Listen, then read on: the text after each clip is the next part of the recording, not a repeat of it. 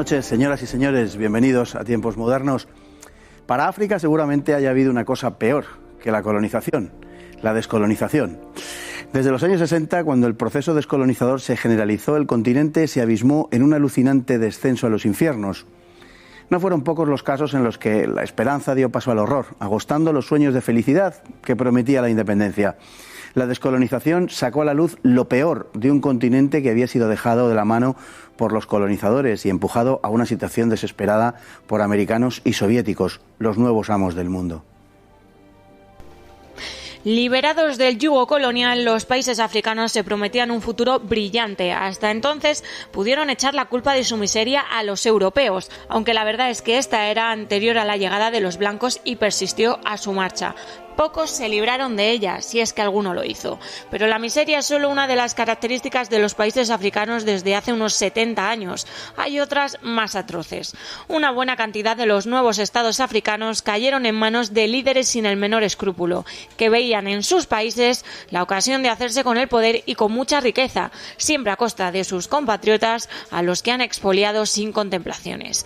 Las estructuras estatales, poco comprensibles a los ojos de la cultura africana, no solo no han refrenado la codicia de los líderes africanos, sino que se han convertido en sus coartadas al proporcionarles una pátina de respetabilidad y les ha permitido integrarse en la comunidad internacional, al menos en la medida en que son útiles para quienes dirigen esta. La comunidad internacional toleró auténticos tiranos enloquecidos y caprichosos mientras les fueron útiles a las principales potencias mundiales. Como era previsible, durante largas décadas todos ellos aprovecharon esta circunstancia para ejercer un despotismo criminal.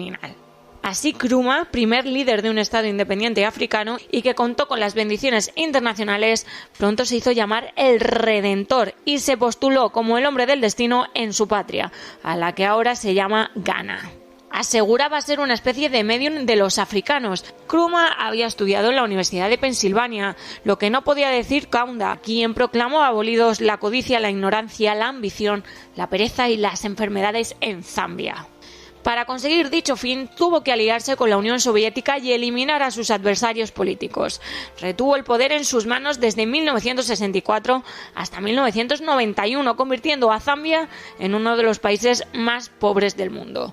Lo peor estaba por venir. Jean Badel Bokassa, dictador de la República Centroafricana desde 1966, se autocoronó emperador en 1976, a imitación de Napoleón, a quien idolatraba, solo que lo hizo sobre un trono de oro, en un polideportivo y ante unos 3.500 invitados, a un coste de $25 millones de los años 70, un coste inconcebible para un país pobre de solemnidad. A imitación del Gran Corso, invitó al Papa a la ceremonia, pero Juan Pablo II rehusó acudir y en venganza, Bokassa se convirtió al Islam.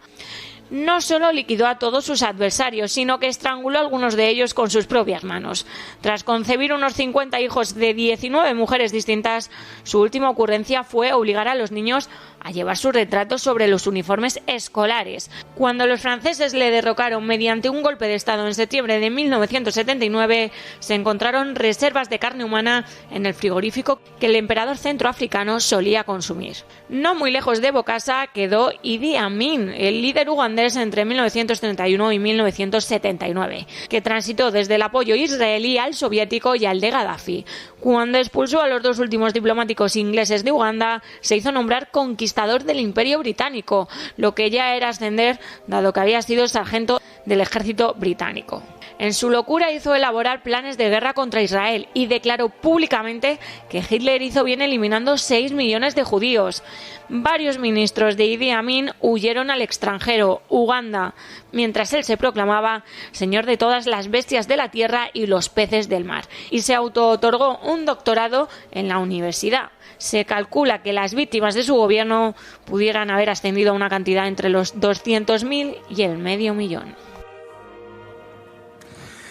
Bueno, y para hablar de este corazón de las tinieblas, tenemos hoy con nosotros a don Fernando Díaz Villanueva. Muy buenas noches. Muy buenas noches. Es un hombre que se ha abismado también en estos terrenos de la africanismo más peculiar, ¿no?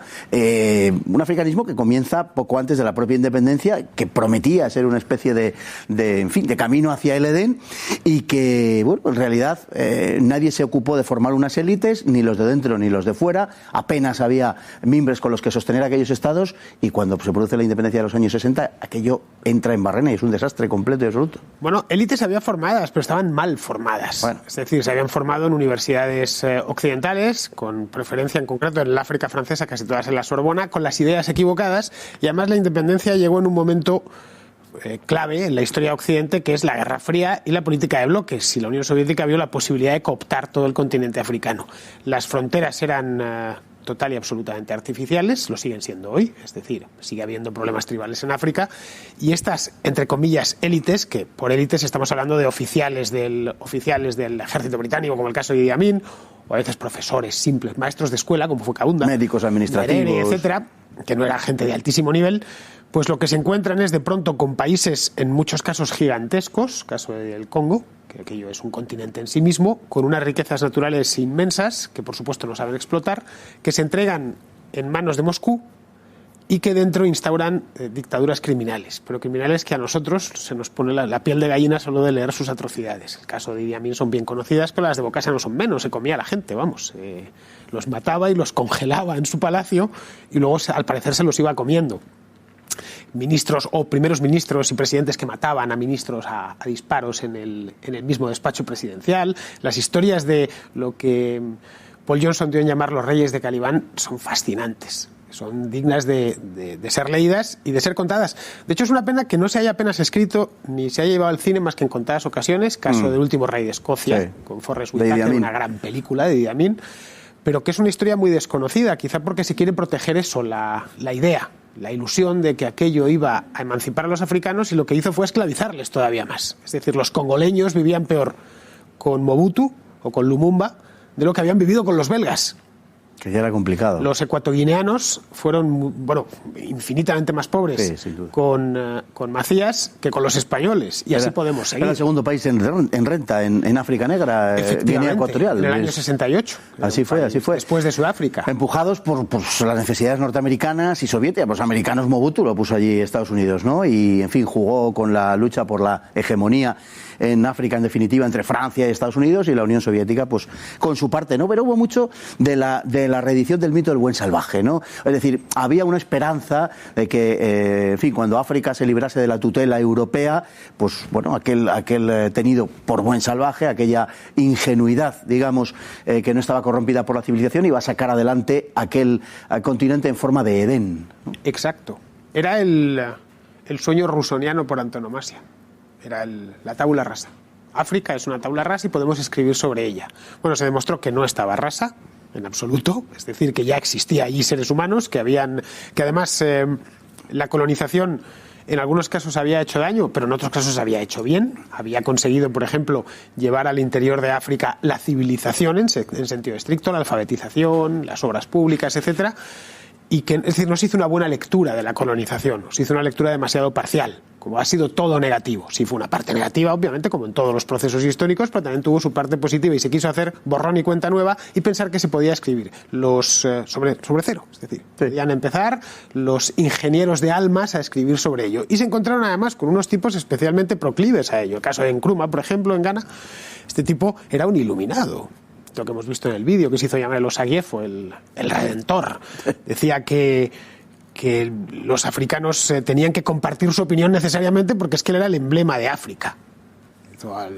Su ideología, que la dio en llamar el consciencismo, consideraba que era la ideología entera para el continente. Es más, esto ha durado hasta tiempos bastante recientes. Gaddafi se convirtió en el último rey de Calibán.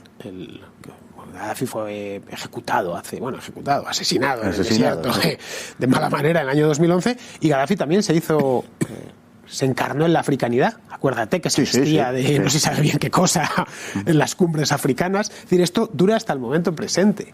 Bueno, Mugabe acaba de ser sacado del poder. Después de unos meses. Casi 40 años. Y es otro rey de Calibán. Es decir, el proceso todavía no ha acabado. Bueno, estábamos viendo incluso imágenes en el vídeo de la coronación de Bokassa. Una auténtica locura, una especie de réplica de la coronación de Napoleón, a la que él incluso invita al Papa, como hizo Napoleón, donde él mismo se corona además, como hizo Napoleón, solo que en este caso el Papa, se como el criterio... Mal, porque se había puesto una diadema de oro.